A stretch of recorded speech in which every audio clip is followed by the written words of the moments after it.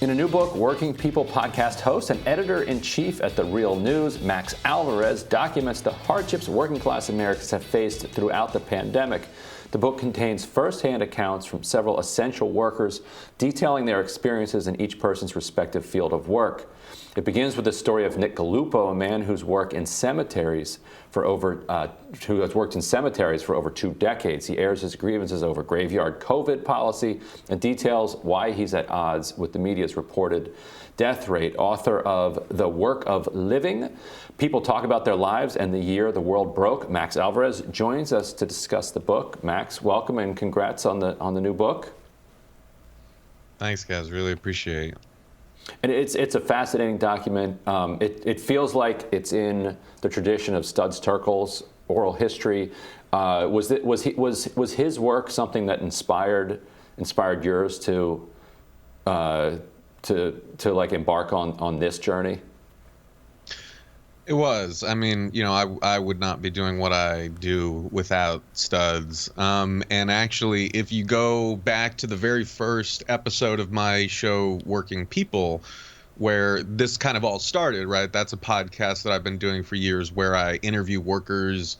And I knew from the beginning that I didn't just want to sort of, talk to them about their jobs, but I wanted to talk to folks about their lives and how they came to be the people that they are, like really try to get underneath the sort of veneers of name tags and job titles that, basically that's all we ever see of each other in kind of this society. But every person who delivers our packages, every person who rings us up at a cash register is a flesh and blood human being who has just as much complex history and a life story worth telling as you do, right? But in our society, we are kind of encouraged to forget that, right? That's one of the things that makes that this society has to recommend it, is you only have to focus on yourself. But I see a necessary political project in sort of reminding ourselves that we're more than that.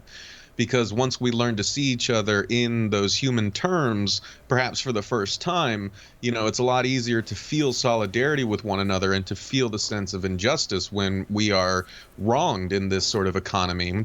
And so even back to the very first episode of Working People, before I was good at audio editing, right? In the introduction, I read from one of Studs Terkel's books, actually his book, Working, and I kind of cite him as an important sort of inspiration for the project, which has definitely bled into the book itself. But there are also, I think one of the beautiful things about the media environment today is that there is no kind of one inheritor of Studs Terkel's legacies. There's actually many inheritors, and in a lot of ways I would not be doing what I do without them as well. People who have been lifting up the voices and struggles of workers for many years, even before there was a labor beat, even before there was a market for it. People like Sarah Jaffe, Stephen Greenhouse, radio shows like America's Workforce out of Ohio.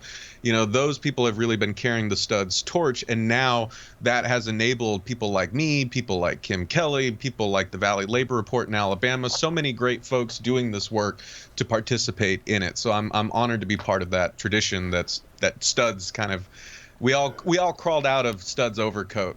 Yeah, and Max, I really applaud you for getting a book done during the pandemic. I struggled mightily with my own book, which was conceived and pitched before the pandemic. So you put this together in an even shorter time frame, which is very, very impressive.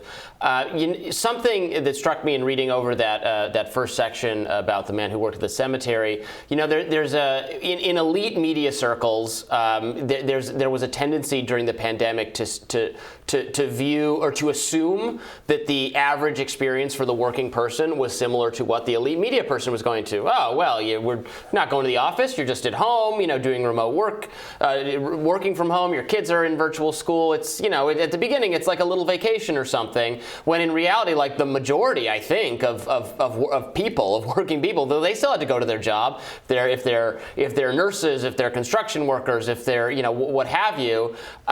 Tell us a little bit about the insights you gleaned from doing these interviews, how the other side lived, a very large other side, a majority, in fact, who did not get to have a pandemic experience of just, well, I'm gonna just be on Zoom all day now.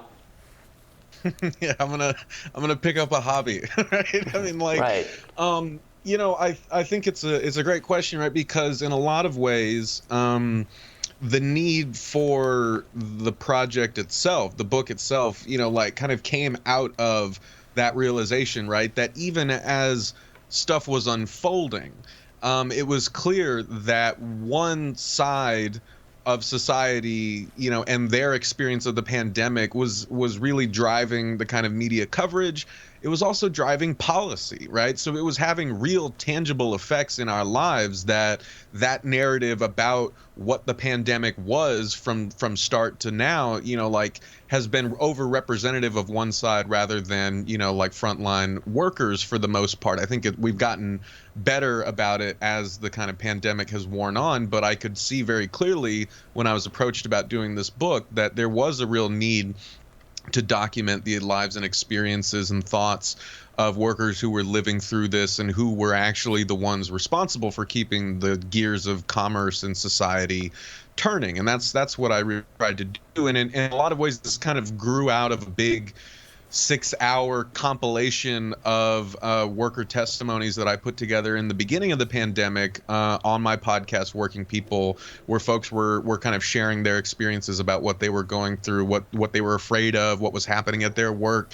And so I think like one thing that I want to stress as a caveat is that from 6 hours of testimonies on a podcast to 10 interviews in a book, that's really only scratching the surface. I do not want people to approach this book as some sort of like demographically representative capsule of how the working class has experienced the pandemic. You're never going to do that unless you're able to interview every single person in the working class. What I hope to do is at least remind people of the humanity of our fellow workers who have been bearing the brunt of this pandemic and who have very, I think, important thoughts and experiences that we all need to be listening to, right? I mean, like that's why, to your point, like I said yes to doing this book. I recorded the interviews this time last year, kind of at what was then the height of infections and deaths, and it was a very, bleak time, and I knew that if the current trend that I was seeing kind of carried over, it wasn't just the narrative of what COVID was as it was unfolding that was going to be shaped by a certain segment of people who were not there on the front lines experiencing it. But even as we moved forward and started to kind of write the pandemic into history, whose voices were going to do that writing, right? Whose voices were going to go on the record? It seemed important, and I still believe it is important, right, to have the lives and thoughts of working people on that record. But to answer your question, Robbie, about the sort of insights that were gleaned, I mean, I think that right? I mean, every person that I talked to in this book, I talked to folks in different jobs in different parts of the country. I talked to a retired silver miner in Idaho, a sheet metal worker in Louisville, a burlesque performer and producer in Seattle, Nick Gallupo, the Gravedigger in New Jersey, a bartender in Portland, right? Everyone has had different kind of experiences of this, and some have seen, like really different sides of it, right? Nick as a gravedigger in Zeni Triunfo Cortez as a hospital worker, they've seen a very different side to it than, say, Ashley, the bartender in Portland. Right. And Max, unfortunately, we have to leave it there today, but I'd love to get you back on to talk about some of the other workers that you interviewed and go through some of their stories as well. Sure, yeah, we can do that. I mean, whatever works for you guys. Thanks, guys.